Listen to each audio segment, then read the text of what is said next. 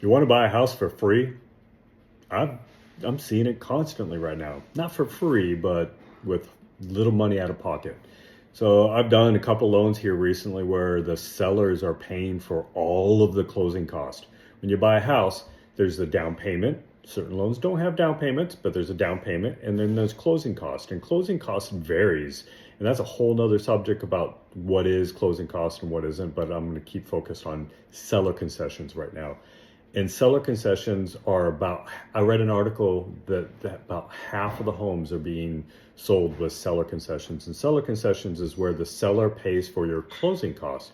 So on a $400,000 home, if you get 3% seller closing costs, that's $12,000.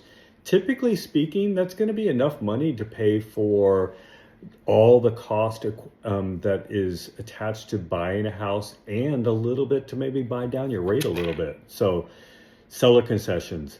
When you're out there looking to buy a house, we can strategically put a plan to where you buy the house with only your down payment and none of the closing cost added. And this is a great time to do it. The rates have been coming down for the last couple of weeks.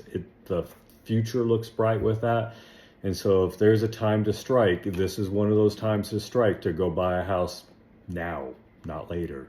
So give me a call. Let's get you out there to go buy a house, get your closing costs paid for, and get you a decent interest rate. You're going to be able to refinance that later on, but at least you'll get a decent interest rate now, not in the 8% or 7% range.